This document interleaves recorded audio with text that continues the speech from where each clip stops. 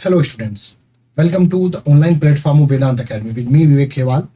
और आज हम एनसीईआरटी सीरीज का चैप्टर 4 7th क्लास का चैप्टर 4 कवर करेंगे, जो कि यूनिट 3 जो 7th क्लास की है पॉलिटिकल साइंस में, वो है जेंडर परसेप्शन। उसका 4th चैप्टर हम कवर करेंगे, growing up as boys and girl. लड़के और लड़कियों के रूप में बड़ा होना किस प्रकार से भिन्न है, किस प्रकार वो इंटरलिंक्ड है, कनेक्टेड है, रिलेटेड है, और अलग अलग सोसाइटीज़ में उसके बारे में क्या क्या परसेप्शंस हैं, क्या लड़कों के साथ जो जुड़ी हुई वैल्यूज़ हैं वो सही मानी जाती हैं, लड़कियों के साथ जुड़ी हुई वैल्यूज़ वो सही मानी जाती हैं, लड़कों के काम को किस तरीके से आंका जाता है, लड़कियों के काम को किस तरीके से आंका जाता है, किसके काम को ज़्यादा वैल्यू किया जाता है, किसके काम को कम वैल्यू किया जाता है, वो सब देखेंगे। तो शुरू करते हैं ये नया chapter, growing up as boys and girl. और ये आपको इसलिए भी जानना अहम है क्योंकि आप सभी भी, आप या तो लड़के होंगे या लड़की होंगी, तो आपको ये जानना अहम है कि समाज में किस तरीके से डिस्क्रिमिनेशन या जो बॉय और गर्ल के बीच में, या बॉय और मतलब आपस में लड़का और लड़की होते हैं, फिर बाद में स्त्री और पुरुष जब बनते हैं, मैन एंड वुमेन जब बनते हैं, तो उनको क्या क्या चीज़ें देखने को मिलती है, सीखने को मिलती है, उनका काम किस तरीके से बटे हुए होते हैं सोसाइटी में, ऐसा समझा जाता है। जो परसेप्शन है सोसाइटी की, जो सोसाइटी में जो प्रीजुडाइसिस हैं वो क्रिएट किए कैसे हो जाते हैं, किस तरीके से प्रीजुडाइसिस को लिया जाता है, स्टीरियोटाइप किस तरीके से बनाए जाते हैं एक लड़के के प्रति, एक लड़की के प्रति, वो सब जानेंगे।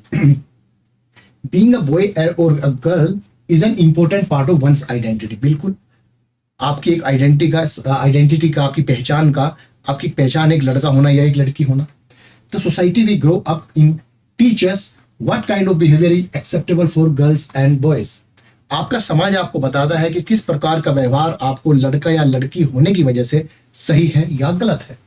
व्हाट बॉयज और गर्ल कैन और कैन नॉट डू। क्या एक लड़का कर सकता है या नहीं कर सकता, क्या एक लड़की कर सकती है या नहीं कर सकती। सोसाइटी किस तरीके से उस एटीट्यूड को फॉर्म करती है। We often grow up thinking that these things are exactly same everywhere. हम सोचते हैं कि ये जो चीजें हमारे साथ हो रही है, हमारे समाज ने जो हमें दी है, सभी समाज में हर जगह ये ऐसी ही होती होंगी, मगर ऐसा है नहीं। अलग अलग समाज के अपने अपने वैल्यूज हैं, अपनी अपनी रीतियां हैं, कुरीतियां हैं। But do all societies look at the boys and girl in the same way. क्या सभी समाज लड़के और लड़की के बारे में एक ही नजर से देखते हैं? ऐसा नहीं है। We will try and answer this question in this chapter. और इस चैप्टर के माध्यम से हम देखेंगे, इन सभी सवालों का जवाब ढूंढने की कोशिश करेंगे। और साथ ही साथ हम क्या देखेंगे कि लड़कियां और लड़कों को जब एक मैन एंड वुमेन के तौर पे जब बदलते हुए, परिवर्तित होते हुए हम देखते हैं, तो उनके साथ में उनके क्या क्या दायित्व अटैच कर दिए जाते हैं, जोड़ दिए जाते हैं। We will learn the most societies value man and women differently. और हम जानेंगे कि ज्यादातर समाज में औरत और पुरुष दोनों के कामकाज को अलग अलग नजरिए से देखा जाता है, अलग अलग महत्व उनको दिया जाता है। The role women plays and the work they do are usually valued less than the role men play and the work they do. अक्सर हमने देखा है कि पुरुष और महिलाओं के द्वारा अलग अलग तौर पे जो काम किए जाते हैं, उनमें महिलाओं के काम को महत्व कम दिया जाता है, और पुरुष के द्वारा किए गए कामों को या दायित्व जो उनके द्वारा निभाए जाते हैं, उनको कम ज्यादा महत्व दिया जाता है कंपेयर टू वुमेन की अगर हम बात करें। This chapter will also examine how inequalities between man and women emerge in the area of work. और कार्य के दौरान, कार्य के क्षेत्र में जो औरत और पुरुष हैं, उनके द्वारा किए गए काम जो हैं, उनको किस तरीके से डिस्क्रिमिनेट किया जाता है, उनमें भेदभाव किस प्रकार होता है उनके कार्य क्षेत्र में। आइए शुरू करते हैं। पहले हम एक 2 एग्जाम्पल के माध्यम से देखेंगे कि एक एग्जाम्पल है, एक कंट्री है समोआ, उसका एक एग्जाम्पल है समोअन सोसाइटी किस तरीके से काम करती है, और साथ ही साथ एक एग्जाम्पल लेंगे हमारे स्टेट मध्य प्रदेश का एग्जाम्पल हम लेंगे। ये बात है 1920s की, और एक केस स्टडी है कि Samoan Island are the part of a large group of small islands in southern part of Pacific Ocean। जो प्रशांत महासागर है उसके दक्षिणी हिस्से में एक आइलैंड है, समोअन आइलैंड। तो समोअन आइलैंड बेसिकली पोलिनेशिया का पार्ट है। In 1920s according to the research report on Samoan society, जो समोअन सोसाइटी है, समाज है, वहां पे बच्चों के बारे में एक स्टडी हुई कि लड़का और लड़की किस तरीके से ग्रो होते हैं, क्या क्या दायित्व उनको दिए जाते हैं शुरुआत में, आगे चल के किस तरीके से वो उन दायित्वों का निर्वहन करते हैं। They learn many things. काफी सारी चीजें वो सीख जाते हैं बचपन में ही, और उन जो बातें हैं उनमें क्या क्या खास है कि जैसे children did not go to school, generally वहां पे जो बच्चे हैं वो स्कूल नहीं जाते. They learn many things such as how to take care of children और do household work from older children and adults. वो स्कूल तो नहीं जाते मगर वो जो अपने जो कार्य को वहन करने का जो अक्षमता है उनकी वो कैसे डेवलप करते हैं, बड़े बच्चों से सीख के और साथ ही साथ जो वयस्क लोग हैं एडल्ट्स हैं उनके साथ उनसे सीख कर. Young people fishing was a very important activity on the island. और जो मछली पालन है जनरली जो भी आइलैंड नेशन है वहां पे फिशिंग की जो एक्टिविटी है, मछली पालन की जो एक्टिविटी है, मछली पकड़ने की जो एक्टिविटी है वो ज्यादातर देखी जाती है. सेम चीज समोन आइलैंड के साथ है. और young people therefore learn to undertake long fishing expedition. जो जवान लोग हैं वहां पे वो जनरली क्या करते हैं, फिश को पकड़ने का, मछली को पकड़ने का जो एक्सपेडिशन जो उनका कार्यक्रम होता है, जो एक्टिविटी की जाती है, काम किए जाते हैं उसको सीखते हैं. But they learn these things at different points in their childhood. और ये कब सीखते हैं, वो अपने बचपन के अलग अलग दौर के दौरान. जैसे कुछ चीजें 5 साल के होने के बाद, कुछ चीजें 10 साल के होने के बाद, कुछ चीजें टीनेजर होने के बाद, वो सब सीखते हैं अलग अलग पॉइंट पे अपनी लाइफ के. As soon as babies could walk, जैसे ही बच्चा चलना शुरू करता है, देयर मदर्स और other adults no longer look after them. और ये उस सोसाइटी की एक खास बात है कि जैसे ही बच्चा चलना शुरू करता है तो वहां के जो एडल्ट्स है या उनकी माताएं हैं उनको टेक केयर करना बंद कर देती है, उनको लुक आफ्टर करना बंद कर देती है. ओल्डर चिल्ड्रन जो बड़े बच्चे हैं वो करते हैं उनका लुक आफ्टर. जो छोटे बच्चों का जो देखभाल है वो कौन करता है, बड़े बच्चे. Often as young as 5 year old took over their this responsibility. जैसे बच्चा 5 साल का होता है वो अपने छोटे बच्चों भाइयों बहनों का ध्यान वो रखना शुरू कर देता है. Both boys and girl look after their younger siblings. और दोनों ही, लड़का और लड़की दोनों ही अपने जो छोटे भाई बहन है उनका देखभाल करती हैं. जैसे ही लड़का 9 year का हो जाता है, 9 साल का हो जाता है, वो ज्वाइन कर लेता है बड़े बच्चों को, बड़े लड़कों को. क्या सीखने के लिए, जैसे फिशिंग का जॉब है, प्लांटिंग का जॉब है, कोकोनट्स का, कोकोनट की प्लांटिंग वहां पे एक एक्टिविटी है, उसको सीखना शुरू कर देता है जैसे ही लड़का 9 साल का होता है. लड़की इस काम को, जो अपने भाई बहनों की देखभाल का काम है, उसको लगातार करती रहती है. कब तक, जब तक वो टीनेजर्स नहीं हो जाती, मतलब एक 14 साल के लगभग वो नहीं हो जाती. Once they become teenagers they had much more freedom. और जब वो टीनेज हो जाती है, लड़की जब टीनेजर हो जाती है, तब उसको और ज्यादा आजादी और ज्यादा फ्रीडम उसको मिलती है. कैसे कि जैसे ही लड़की 14 की हो जाती है तो उसको क्या जाना पड़ता है, फिशिंग ट्रिप्स पे जाने के लिए इजाजत मिल जाती है. Work in the plantation, plantation में काम कर सकती है. और साथ ही साथ वो सीख सकती है कैसे वो बास्केट्स वगैरह जो टोकरी है उनको कैसे बुनते हैं, वो सब सीख लेती है. Cooking was done in special cooking house. और जो कुकिंग है वहां पे खाना पकाने का जो एक्टिविटी है वो एक स्पेशल कुकिंग हाउस में की जाती है. साथ ही साथ यहाँ पे ध्यान देने वाली बात यह है कि ज्यादातर काम उस कुकिंग में लड़के करते हैं, लड़कियां केवल उनकी हेल्प करती है खाना बनाने में. तो समोन सोसाइटी का हमने एग्जाम्पल देखा कि यहाँ पे लड़कियां कुकिंग ज्यादा नहीं करती, लड़के ज्यादा कुकिंग करते हैं और लड़कियां उनकी हेल्प मात्र करती हैं. लड़के का हमने देखा कि 9 साल की उम्र में फिशिंग सीखता है, लड़की 14 साल की उम्र में. और कोई भी बच्चा, अगर हम चिल्ड्रन एज ए होल की बात करें तो 5 साल के होते ही वो अपने सिबलिंग्स को टेक केयर करना, उनका लुक आफ्टर करना शुरू कर देते हैं. और माँ बाप क्या करते हैं कि वो फिशिंग एक्टिविटीज में, अदर एक्टिविटीज में इन्वॉल्व हो जाते हैं, प्लांटेशन के काम में, बास्केट बुनने के काम में, कोकोनट की प्लांटेशन है वहां पे, फिशिंग की एक्टिविटीज में. अब हम एक एग्जाम्पल देखते हैं मध्य प्रदेश का, 1960s से रिलेटेड है ये एग्जाम्पल. हो सकता है आज ये चीजें ना हो, बट 1960s की एक रिपोर्ट है, उसके अकॉर्डिंग हम वो देखेंगे. From class 6th onward boy and girl went to separate school. 6ठी क्लास से ही लड़का और लड़की अलग अलग विद्यालयों में जाना शुरू कर देते हैं. कोएड में नहीं पढ़ते, लड़कियों का अलग स्कूल है, लड़कों का अलग स्कूल है. The girls school was design very differently from boys school. और जो लड़कियों का स्कूल है वो लड़कों के स्कूल से अलग तरीके से डिजाइन होता है. किस वे में, कि जैसे वो सेंट्रल कोर्टयार्ड जो है, जो एक बीच में आंगन टाइप का जो स्कूल में होता है, वो जनरली देखा जाता है लड़कियों के स्कूल में, जिससे वो पूरी एकदम अकेलेपन, मतलब अकेले जो लड़कियां अकेले खेले उसमें और पूरी सेफ्टी के साथ उसमें खेल सकें या कुछ और एक्टिविटीज वो कर सके, ताकि वो आउटसाइड के वर्ल्ड से स्कूलिंग के दौरान दूर रहे. The boys school has no such courtyard. और लड़कों के स्कूल में जनरली ऐसा कोई छोटा आंगन नहीं देखने को मिलता, वहां पे देखने को मिलता बड़े बड़े playgrounds. Every evening once school was over, हर एक शाम जब स्कूल खत्म हो जाता है तो हमने ये देखा कि जब लड़कियां स्कूल से जाती हैं और लड़के स्कूल से जाते हैं तो उनकी एक्टिविटीज में क्या क्या डिफरेंस है. जैसे अगर मैं बॉयज की बात करूं, boys watched as 100 of the school girl crowded the narrow street. As these girls walked on the street, they looked so purposeful. उनका एक टारगेट होता है गर्ल्स का कि सीधा घर से स्कूल, स्कूल से घर, बीच में कोई अदर एक्टिविटीज वो परफॉर्म नहीं करती या कुछ भी इंजॉयमेंट के लिए। जैसे लड़के क्या होते हैं जनरली साइकिल से ट्रिक दिखाते हैं और वगैरह कुछ अन्य एक्टिविटी जो लड़के वगैरह करते हैं वो सब वो लड़कियां नहीं करती। और ये क्यों करती हैं ऐसा? एक ही ग्रुप, ज्यादातर ग्रुप बना के चलती हैं लड़कियां और बिल्कुल टारगेट रहता है इनका कि घर तक जाना है, कहीं इधर उधर देखना भी नहीं। तो वो क्यों करते हैं? ताकि इनमें डर रहता है टीजिंग का, छेड़छाड़ का जो डर है वो इनमें बना रहता है। तो इस बात का जिक्र यहाँ पे हुआ है। आफ्टर रीडिंग द 2 एग्जाम्पल, जब हमने 2 एग्जाम्पल यहाँ पे देखे, उदाहरण देखे, एक मध्य प्रदेश का, एक समवन आइलैंड का, we realize that there are many different ways of growing up. हमने रियलाइज किया, हमने महसूस किया कि कई सारे तरीके हो सकते हैं ग्रो होने के, बढ़ने के। ये कई सारे तरीके हो सकते हैं बड़े होने के। Often we think that there is only one way in which children grow, और ज्यादातर हम क्या सोचते हैं कि केवल एक ही तरीका है जिसमें बच्चे बड़े होते हैं, जबकि ऐसा है नहीं। This is because we are most familiar with our own experience. If we talk to elders in the family, we will see that their childhood were probably very different from ours. और हम जानेंगे जब हम अपने बड़े लोगों से, अपनी दादी माँ से या अपने पिताजी लोगों से, पेरेंट्स से जब हम बात करते हैं तो उनके बचपन को अगर हम जाने कि उनका बचपन हमारे बचपन से काफी अलग रहा है, अलग तरीके से वो बड़े हुए हैं। आज के जो बात करूं, आज के पर्सपेक्टिव में, तो लोग कॉन्वेंट स्कूल में जाते हैं, प्राइवेट स्कूलिंग में जाते हैं। पहले के जमाने की अगर बात करूं, हमारे पेरेंट्स के टाइम में या ग्रैंड पेरेंट्स के टाइम में, तब most of the schooling, most of the education were handled by government. Public schools होते थे, कोएड स्कूल भी थे, अलग अलग स्कूल भी थे, कन्याओं के अलग स्कूल थे। आज भी हमें देखने को मिलता है कन्या जूनियर हाई स्कूल, कन्या महाविद्यालय।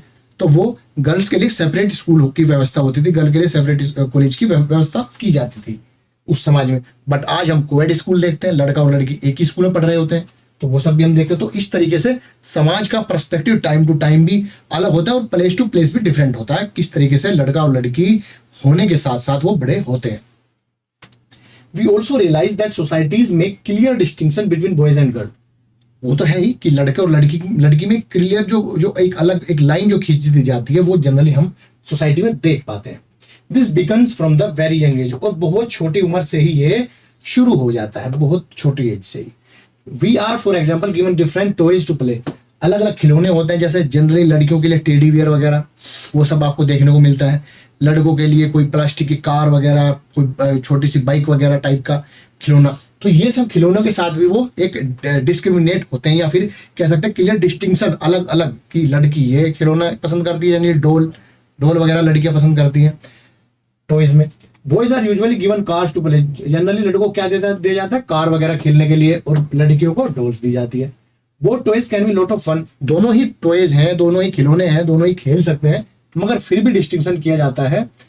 Toys become a way of telling children, और एक तरीका होता है खिलौनों को देने का कि आपका जो भविष्य है एक दूसरे का, लड़का और लड़की का, जब आप पुरुष और औरत में बदल जाएंगे बड़े होकर, तो आपका एक जो तरीका है लाइफ को जीने का वो अलग अलग रहेगा। अगर हम इस बारे में सोचे तो डिफरेंस, ये जो डिफरेंस क्रिएट होता है, ये हालांकि स्मॉलेस्ट है, छोटा है, but most everyday things, this difference is created in smallest and most everyday. और हर एक जीवन के हर एक पार्ट में, पूरे दिनचर्या में हमें छोटे छोटे अंतर हमें देखने को मिलते हैं।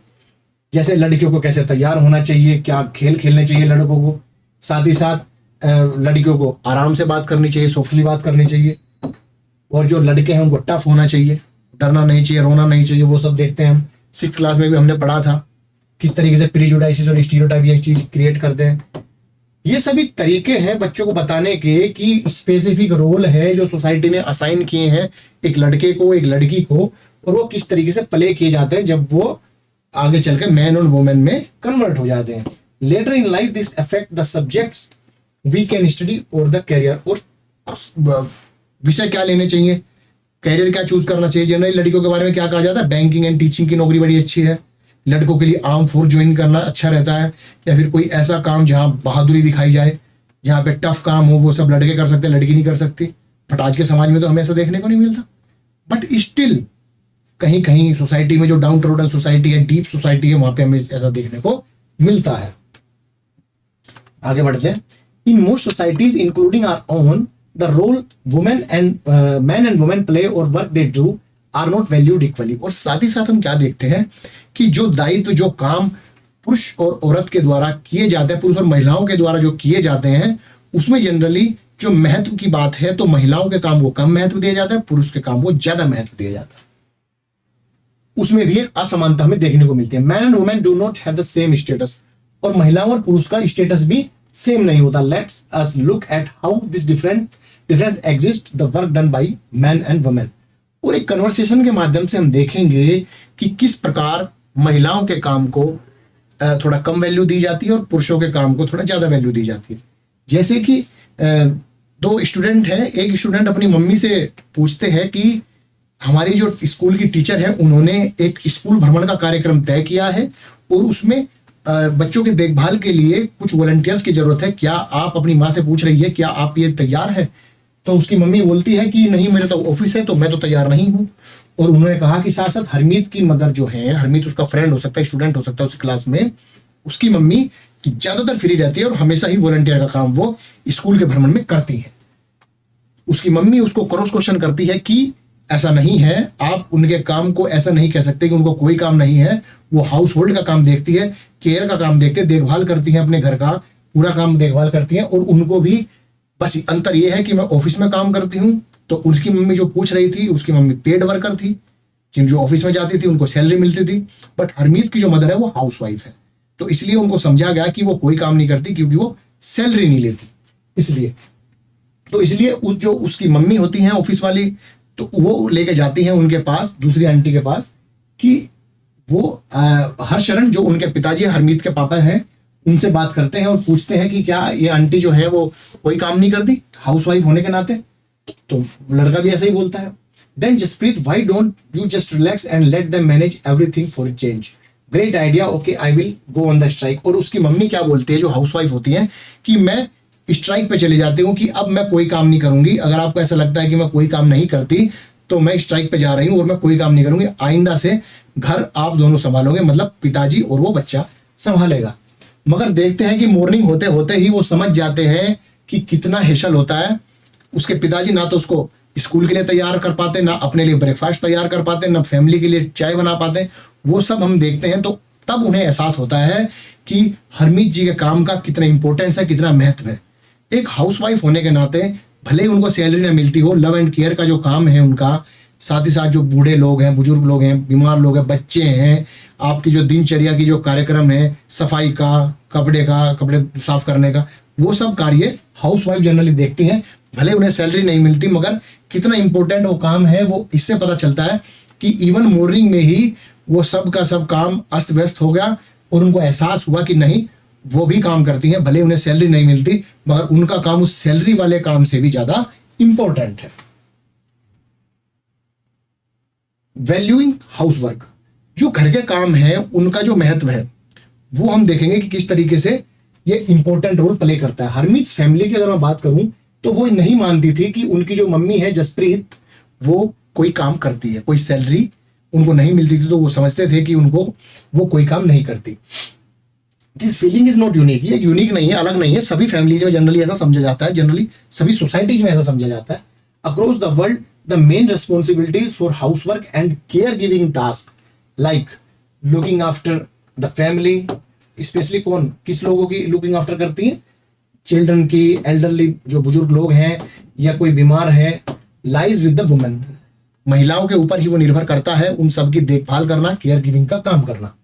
Yet as we seen that work that women do within the home, जो घर के अंदर वो काम करती है उनको ज्यादा वैल्यू नहीं मिलती, उनको पहचान नहीं मिलती है काम के तौर पे, और कहा जाता है कि वो क्या काम करती है क्योंकि उनको सैलरी नहीं मिलती। It is also assumed that this is something that comes naturally to women। और एक और परसेप्शन क्या है, एक और प्रिजुडाइज समाज में क्या है कि ये तो उनका काम है ही घर को संभालने का, प्राकृतिक तौर पे महिलाएं उसको अच्छा करती हैं तो ये उन्हीं का काम है, पुरुष लोग इस काम को नहीं करते जनरली और नहीं करना चाहिए, ऐसा सोसाइटी समझती है। It is therefore does not have to paid for, जब ये प्राकृतिक तौर पर उनका काम है तो इसलिए उनको सैलरी क्यों दी जाए, उनको पेड क्यों किया जाए। And society D values this work, और इसी वजह से सोसाइटी क्या करती है, इस वैल्यू को महत्व नहीं देती, महत्व नहीं देती। आप भी देख सकते हैं कि आपकी मम्मी अगर हाउसवाइफ है तो उनके उस काम को कितना महत्व मिलता है, या आपके घर में कोई ऐसा सदस्य है जो आपके घर पे घरेलू कामकाज करता है, वो आपका कोई सर्वेंट हो सकता है, कोई मेड हो सकती है, कि उसके काम को आप कितनी वैल्यू करते हैं। तो अगर नहीं करते तो समझिए उस चीज को, अपने ऊपर लेके देखिए कि किस तरीके से अगर आपको ये टास्क दे जाए तो आप उसको किस तरीके से परफॉर्म करेंगे, कितना कठिनाई आपको उस काम के लिए होगी, तब आप उसका महत्व सही तरीके से समझेंगे। लाइव्स ऑफ डोमेस्टिक वर्कर्स, जो घरेलू कामकाज करते हैं, घरेलू कार्य करते हैं, उन लोगों का जीवन किस प्रकार का है वो सब हम जानेंगे। ऊपर की जो स्टोरी थी, कहानी थी हरमीत की मदर से, हमने देखा कि जो घरेलू काम करती है महिलाएं, उनका किस तरीके से वो रोल प्ले करती है। Harmeet mother was not the only one who did the house work. और हरमीत की मदर अकेली नहीं है जो घरेलू कामकाज करती है, उनके साथ में कौन काम करता है, मेड वगैरह। जैसे कि a lot of work was done by Mangala. Mangala क्या है, वहां पे डोमेस्टिक हेल्पर है जो घरेलू कामकाज में मदद करती है। Many homes particularly in the towns and cities employ domestic workers. और चाहे वो कस्बों की बात हो या शहरों की बात हो, काफी सारे घरों में ऐसे डोमेस्टिक वर्कर, ऐसे डोमेस्टिक हेल्पर्स को हायर किया जाता है, एम्प्लॉय किया जाता है, उनको जॉब दी जाती है किस चीज की, स्वीपिंग करने की, साफ सफाई के बारे में, वॉशिंग क्लोथ्स, खाना बनाने के लिए, कुकिंग के लिए, and looking after the young children, Naini वगैरह आपने देखा होगा, एंड एल्डरली और बड़े लोगों की देखभाल करने के लिए। Most domestic workers are women. ज्यादातर जो घरेलू कामकाज करते हैं, ज्यादातर उसमें महिलाओं का ही रोल रहता है। समटाइम्स इवन यंग बॉयज, और कभी कभी आपने देखा होगा कुछ छोटे बच्चे और लड़कियां भी, इस जो लड़के और लड़कियां भी इस काम को करती है डोमेस्टिक हेल्पर के तौर पे। आजकल बल्कि सरकार का जो नियम है उसके अनुसार 14 साल से नीचे अगर कोई भी बच्चा आपके यहाँ पे काम करता है या कोई ऐसा काम करता है जो कि बाल मजदूरी के अंतर्गत आता है, तो वो कानूनी अपराध है। आर एम्प्लॉयड बट स्टिल ये हो रहा है। वेजेज आर लो, उनकी सैलरी भी कम होती है एक डोमेस्टिक वर्कर के तौर पे। क्यों? क्योंकि उनके काम को ज्यादा महत्व नहीं दिया जाता, इसलिए उनकी सैलरी कम आंकी जाती है। और domestic workers day can begin early as 5 in the morning. और एक डोमेस्टिक वर्कर का जो घरेलू कामकाज करता है उसका दिन सुबह 5 बजे से शुरू हो जाता है, सुबह की चाय से, और रात के 12 बजे तक, जब तक सभी सदस्य सो नहीं जाते तब तक। डिस्पाइट द हार्ड वर्क, इतने कठिन परिश्रम के बाद भी उनका जो their employer often do not show them much respect. उनके जो जिनके घर पे वो काम करते हैं वो उनको ज्यादा सम्मान नहीं देते, उनके कार्य को ज्यादा महत्व नहीं देते। दिस इज व्हाट मेलानी, एक मेलानी जी हैं, ये पिक्चर में आप देख सकते हैं। इन्होंने एक स्टोरी बताई जब ये डोमेस्टिक वर्कर्स थी, अबाउट हर एक्सपीरियंस। उन्होंने अपना अनुभव साझा किया जब दिल्ली में वो एक डोमेस्टिक वर्कर के रूप में कार्य कर रही थी। उसकी स्टोरी को पढ़ते हैं, देखते हैं कि क्या डिफरेंस है। पहले उनकी जॉब जो थी, उनकी जो सबसे पहली जॉब थी वो कहाँ थी, एक अमीर फैमिली में थी, और वहीं पे वो काम किया करती थी एक अमीर फैमिली में। जो इनका 3 मालों का एक बंगला था, एक घर था। साथ ही साथ उनके साथ में जो मेम साहिब थी was very strange as she would shout to get any work done. हर किसी भी काम को कराने के लिए वो चिल्ला के उसको काम को कराती थी। उनके साथ में मिलानी जी के साथ में 2 और लड़कियां वहां पे काम करती थी जो कि यही सब हैंडल करती थी। 5 बजे वो उठ जाते थे। साथ ही साथ उनको खाना भी लिमिटेड दिया जाता था, 2 रोटी दी जाती थी, वो भी रूखी सूखी। तीसरी रोटी बनाने के लिए, क्योंकि मलानी जी का खाना बनाने का काम था, तो सीक्रेटली उन दोनों लड़कियों के लिए भी 1-1 रोटी बना देती थी और अपने लिए भी। तो इतना छुप छुपा के उनको काम करना पड़ता। 5 बजे उठ जाते थे, रात को 12 बजे तक काम करना पड़ता था। तो वो सब उन्होंने देखा, और 2 रूखी सूखी रोटी उनको मिलती थी, और सीक्रेटली वो अपने लिए भी बना लेती थी और उनके लिए भी एक एक्स्ट्रा बना लेती थी। We were so hungry after working through the day. पूरे दिन आदमी इतना काम करेगा, कैन यू इमेजिन कि 2 रोटी में किसी का काम चल जाएगा? आपका भी नहीं चलेगा अगर आप इतना मैनुअल वर्क करेंगे। वी कुड नॉट वियर चप्पल, और सर्दियों में उनको चप्पल तक पहनने की इजाजत नहीं थी, जिससे सर्दियों में उनके पैर क्या करते थे, स्वेलिंग अप, सूज जाते थे, स्वेल हो जाते थे, स्वेलिंग हो जाती थी उनमें। I used to feel scared of the mem sahib but also felt angry and humiliated. वो मेम साहब से डरती थी, क्योंकि मेम साहब उनको, जो उनकी मालिकिन थी, उनको चिल्ला के उनसे काम कराती थी। वो डरते तो थे ही, साथ में वो गुस्सा भी होती थी और अपने आप को शोषित महसूस करती थी, ह्यूमिलेटेड महसूस करती थी। Did we not work all day, क्या हमने पूरा दिन काम नहीं किया? Did we not deserve to be treated some respect, और वो पूछ रही हैं आप सभी से, अपनी मेम साहिब से, कि अगर उन्होंने पूरा काम नहीं किया, 5 बजे से रात के 12 बजे तक अगर आदमी काम कर रहा है, लुक एट दिस। अगर हम भारत के लेबर कोड बिल की बात करें तो लेबर कोड बिल के अकॉर्डिंग 8 घंटे से ज्यादा अगर कोई काम करता है तो उसको ओवर टाइम मिलना चाहिए according to law of government of India, but उनको तो नहीं मिलता। साथ ही साथ कि जो उनका काम का महत्व है, उनको काम का महत्व भी नहीं मिलता। काम वो भी कर रहे हैं बट उनको रेस्पेक्ट भी नहीं मिलती, ह्यूमिलेशन उनको इतना झेलना पड़ता है। और क्यों ऐसा करना पड़ता है? क्योंकि वो छोटे बच्चे हैं, उनको डोमेस्टिक हेल्प के लिए। और डोमेस्टिक वर्क को, जो डोमेस्टिक से जुड़ा घरेलू कामकाज है, उसको हमारा समाज महत्व नहीं देता, इसीलिए जो वो काम करते हैं उनको भी वो महत्व नहीं दिया जाता। इसलिए उनकी सैलरी भी कम है और उनको ह्यूमिलिएशन भी फेस करना पड़ता है। ये इसका बेसिक आइडिया था, बेसिक थीम थी इस स्टोरी की। तो आगे बढ़ते हैं। In fact what we commonly term as house work actually involves many different task. जिसको हम घरेलू कामकाज कहते हैं उसमें अलग अलग टास्क होते हैं। केवल खाना बनाना, केवल झाड़ू लगाना यही टास्क नहीं है।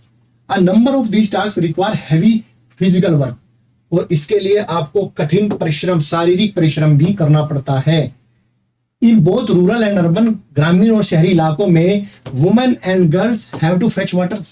आपने देखा होगा कि दूर दराज के गांव है, राजस्थान के गांव है, वहां पे आज भी महिलाएं 10-10, 12-12 किलोमीटर दूर जाती हैं मटके लेकर सर पे पानी ढोने के लिए। वो काम जनरली महिला ही करती है, पुरुष उस काम को नहीं करते। तो ये एक महत्व उनको नहीं दिया जाता और समझा जाता है कि घरेलू कामकाज से जुड़ा हुआ है तो पानी लाना किसका काम है? महिलाओं का काम है। In rural areas women and girls carry heavy head loads of firewoods. साथ ही साथ जो ग्रामीण इलाके हैं वहां पे महिलाएं और लड़कियां लकड़ी ढोने का काम भी करती हैं।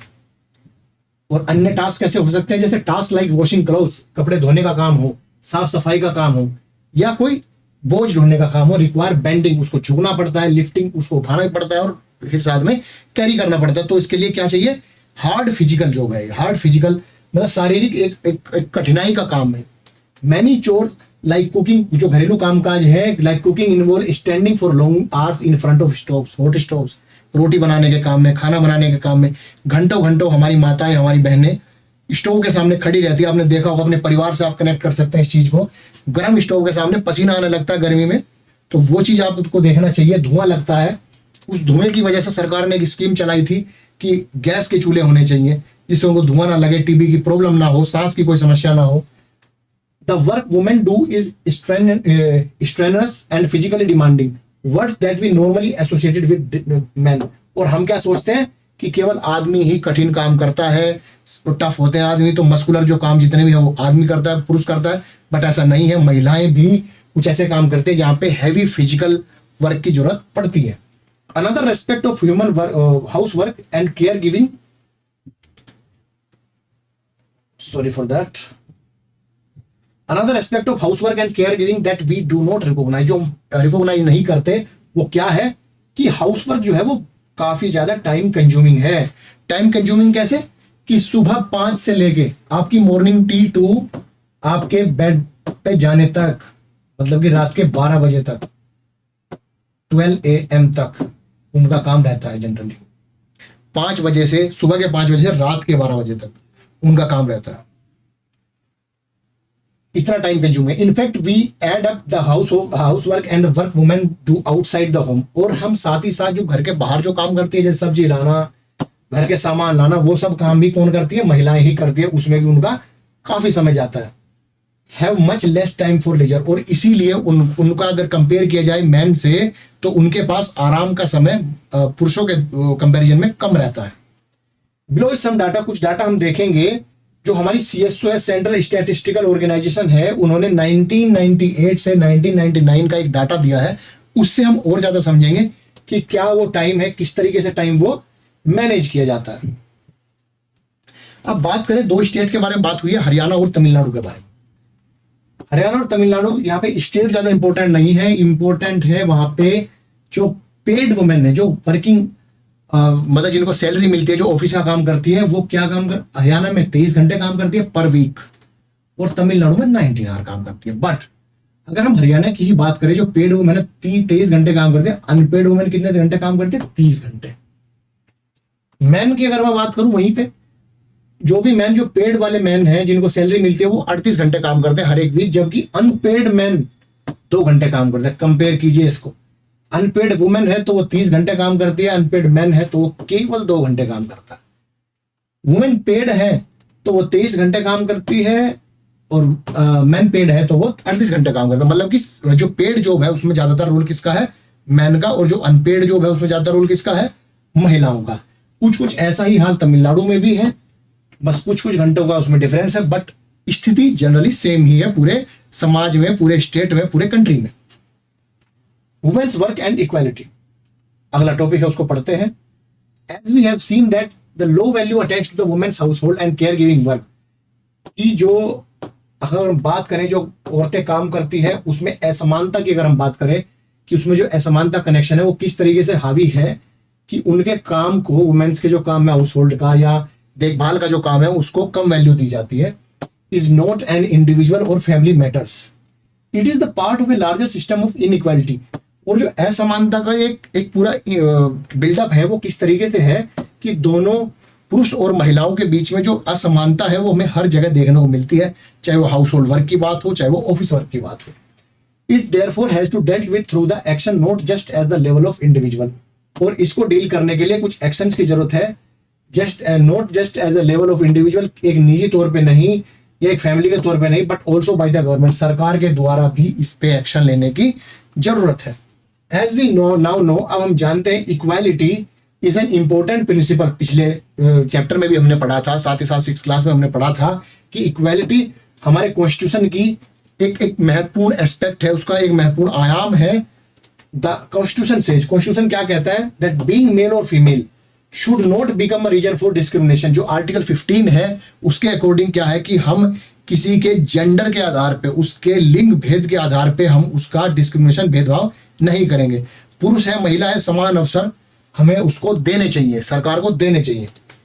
In the government in reality, अगर हम असलियत की बात करें तो इनइक्वालिटी बिटवीन सेक्सेस एग्जिस्ट, और लिंग के आधार पे असमानता आज भी एग्जिस्ट करती है। Government is therefore committed to understanding the reason for this and taking positive steps to remedy the situation. और सरकार भी इस चीज को महसूस करती है ताकि वो उस चीज को, उस मेजर को, उस बीमारी को, उस प्रॉब्लम को हटाने के लिए कुछ अच्छे स्टेप ले सके। जैसे कुछ स्कीम्स जो है वो महिलाओं के लिए ली गई, रिजर्वेशन का प्रोसीजर हमने महिलाओं को दिया, जॉब्स की बात हो। अब तो जो 3rd टायर है हमारा, पंचायत लेवल की जो सरकार है, उसमें 1/3 सीट जो है वो महिलाओं के लिए रिजर्व है ताकि उनको रिप्रेजेंटेशन मिल सके, उनका प्रतिनिधित्व हो सके। तो वो सब जो स्टेप है, कुछ स्टेप उसमें सरकार ने लिए हैं। It recognize that child care and house work fall on women and girl. और उन्होंने रिकॉग्नाइज किया, उन्होंने उसको पहचाना कि जो घर का काम है या फिर जो देखभाल का काम है वो जनरली किस पे उसका बोझ पड़ता है, महिलाओं पे और लड़कियों पे। ये पैरा बड़ा इंपॉर्टेंट है, क्यों है, क्योंकि तमिलनाडु और हरियाणा की एक स्टोरी से हम समझ सकते हैं कि वुमेन ना केवल अनपेड जॉब करती है, साथ ही साथ अगर वो पेड जॉब करने लग जाए, ऑफिस में अगर काम करे, तब भी उसको घर पे काम करना पड़ता है। तो इससे हम क्या समझते हैं कि जो दोहरा बोझ, जो डबल बर्डन, एक तो उसको काम करना पड़ेगा ऑफिस में और साथ ही साथ उसको घर पे खाना भी बनाना पड़ता है। आते ही जाते टाइम पे वो घर पे खाना बना के जाती है, अन्य कुछ काम देखती है घर के हाउस होल्ड्स के। तो एक डबल बर्डन महिलाओं पे जनरली रहता है, वो पुरुषों पे नहीं रहता। पुरुष ऑफिस का काम करते हैं, घर का काम नहीं करते जनरली।